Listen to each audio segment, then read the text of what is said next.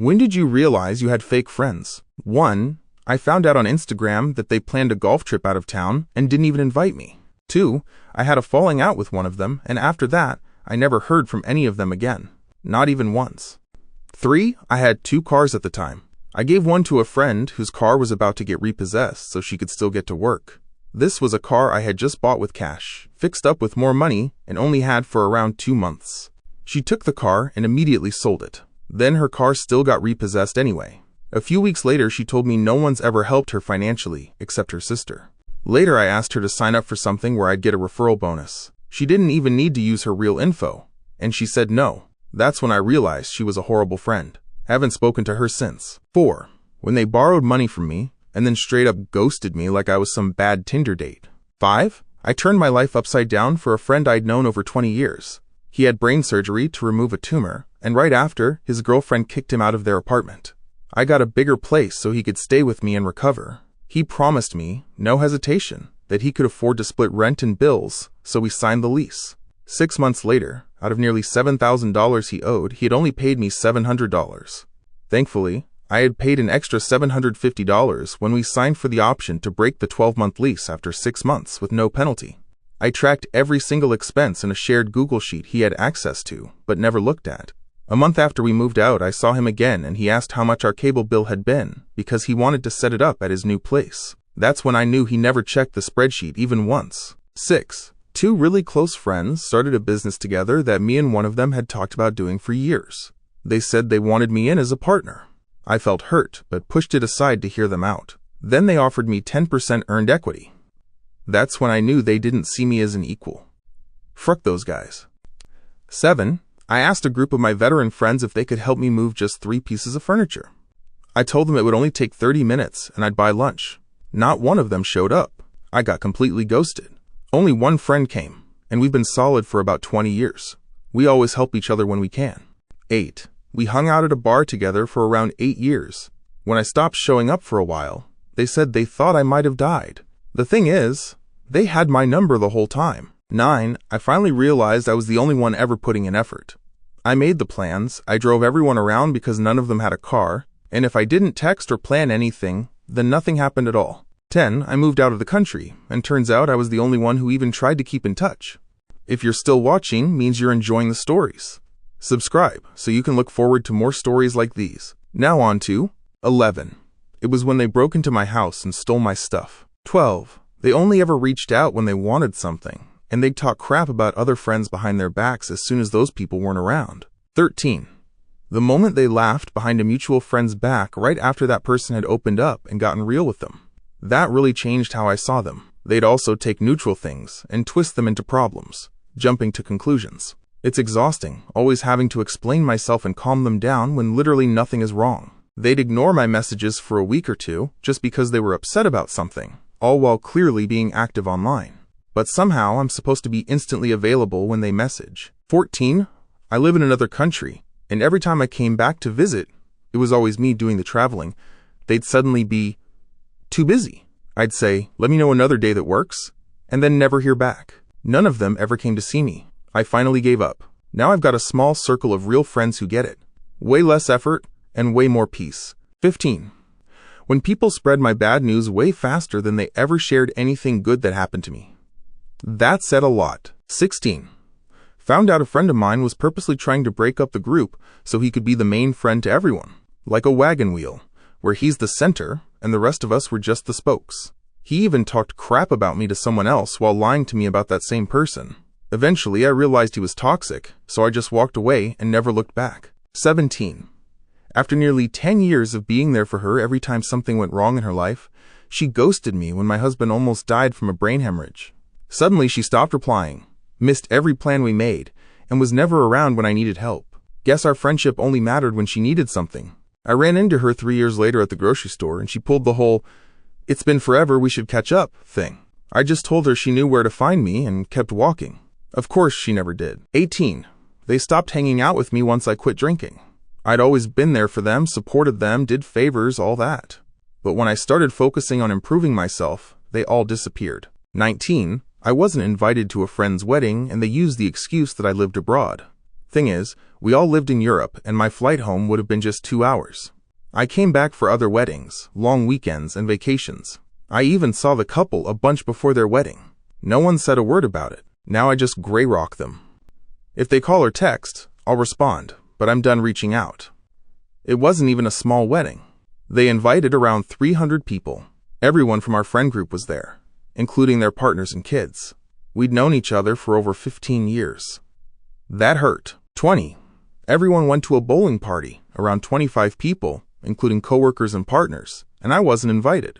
Some of my roommates were there.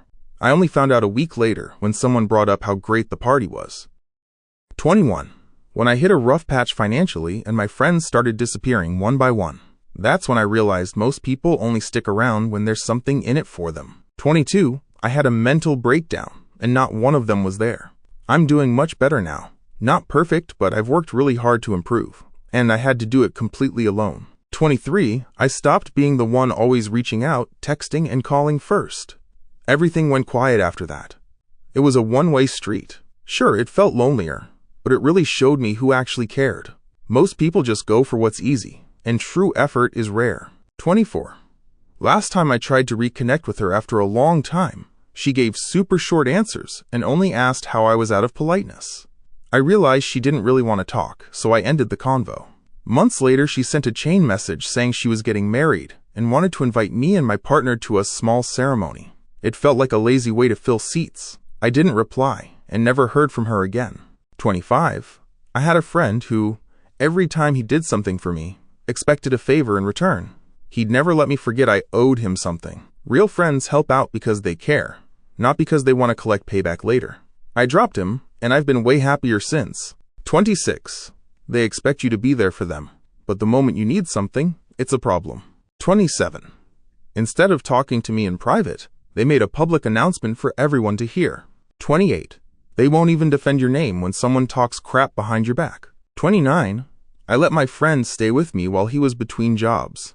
I told him no drinking or smoking in the house. He totally ignored that and then lied straight to my face when I asked him about it. When I told him to leave, I was the one made out to be the bad guy. Also, to the secret smokers out there, opening the bedroom window doesn't actually hide the fact that you're smoking. 30. My friend moved to Canada without even telling me. We grew up together, and that's when I knew he didn't care about our friendship anymore. 31. One of them tried to get me to invest in some business idea of his right after I found out he'd been talking trash about me behind my back for months. 32. Talking about friends, I've got a few who live in other towns or even other countries. I still count them as friends, because even if we're not close, they at least showed up when it mattered. When my dad passed, those friends called me to make sure I was okay. But the people who live close by didn't show up to the funeral, didn't send a message, nothing. I cut them off. The only person I kept around was a girl I used to date. She showed up to the funeral, even took the day off work. We hadn't talked since we broke up, but that day she came through and became a real friend again. 33. I recently started helping a friend with their language studies, but before long, it just became me doing everything for them. When I told them I couldn't anymore because I was busy with work, they got cold and started acting weird. They even blamed my boyfriend for me changing. That was a big red flag. Then, when I got a new job, they didn't even say congratulations, and they knew I had been struggling. 34. They do this thing where they ignore your accomplishments like they never happened. If something good happened for them, I'd be happy, ask questions, and really care. But if something good happened for me, it was total silence. No nice, or congrats, or even a smile. Just nothing. 35. I got invited to a holiday party, and when I got there, my ex, who had attacked me before, was also there.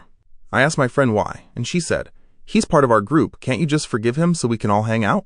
I never talked to her again. 36. Almost 10 years after we stopped talking, my husband told me that she used to talk crap about me every chance she got when I wasn't around. 37. There was a coworker me and my wife used to hang out with a lot.